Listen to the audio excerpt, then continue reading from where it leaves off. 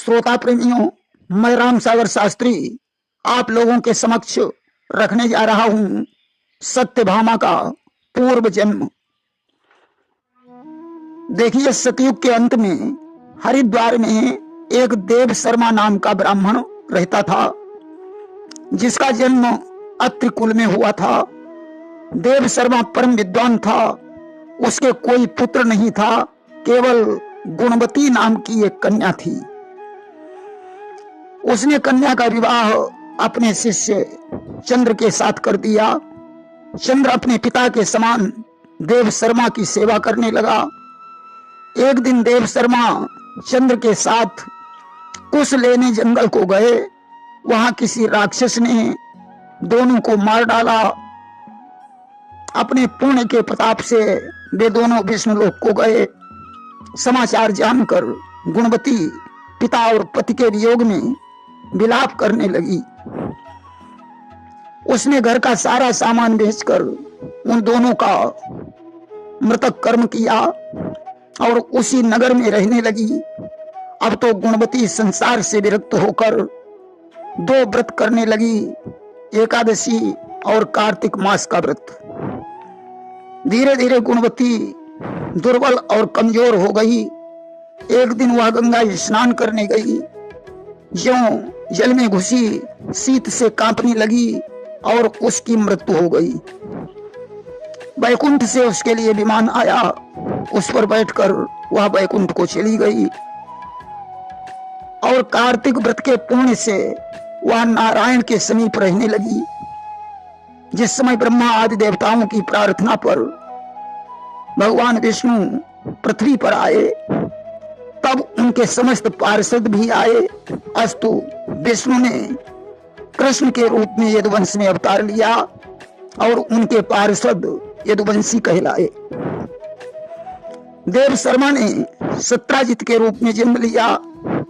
चंद्र नाम को ब्राह्मण ही अक्रूर बना तथा गुणवती सत्यभामा बनी और भगवान कृष्ण के साथ उसका विवाह हो गया।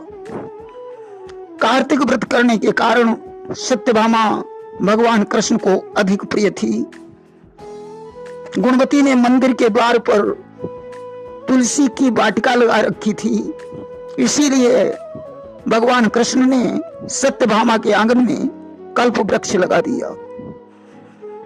गुणवती ने मृत्यु पर्यंत कार्तिक का अनुष्ठान किया। इसी कारण भगवान से उसका कभी वियोग नहीं हुआ। कार्तिक में तुलसी की जड़ के समीप जो मनुष्य श्री हरि का पूजन करता है, वह इस लोक के संपूर्ण सुखों को भोग कर वैकुंठ लोक को जाता है। प्राचीन काल में समुद्र में शंखासुर की उत्पत्ति हुई। उसने लोकपालों के समस्त अधिकार छीन लिए।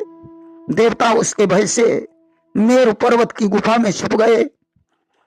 शंखासुर ने विचार किया, देवता वेद मंत्रों के बल से प्रबल हैं, मंत्र वेदों में पाए जाते हैं, इसलिए उसने सत्यलोक में जाकर वेदों का हरण कर लिया।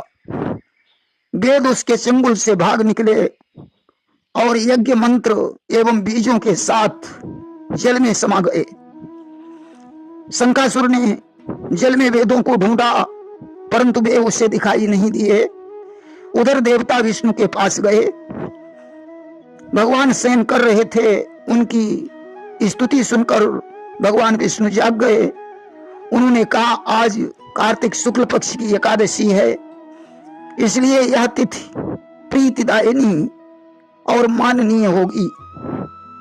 वेद जल में स्थित हैं। मैं शंखासुर का वध करके अभी उन्हें लाता हूं। आज से मैं कार्तिक मास में जल में निवास करूंगा। भगवान मत्स्य रूप में जल में कूद पड़े। शंखासुर का वध करके ऋषियों द्वारा जल में बिखरे हुए वेद मंत्रों को इकट्ठा करवाया। तब तक वे प्रयाग में ठहरे रहे। ऋषियों ने वेदों का उद्धार किया। उस समय जितने मंत्र जिस ऋषि ने इकट्ठे किए, वह ऋषि उतने मंत्रों का ऋषि कहलाया। ऋषियों ने प्रयाग में भगवान को वेद उपलब्ध कराए। वेदों को पाकर ब्रह्मा जी बड़े प्रसन्न हुए। प्रयाग की उसी दिन से महिमा बढ़ गई। यहां दिए गए दान का फल अक्षय माना गया है। सूर्यवंशी राजा भगीरथ यहां गंगा को लाए। सूर्य सुता यमुना का यहां संगम है। प्रयाग तीर्थों का राजा बन गया। मकर के सूर्य ने यहां स्नान करने से समस्त पाप नष्ट हो जाते हैं। इंद्रादि देवता अपने अंश से प्रयाग में निवास करते हैं। देखिए, जिस घर में तुलसी होती है यमदूत वहां नहीं जाते। तुलसी के वन वाला घर तीर्थ स्वरूप बन जाता है।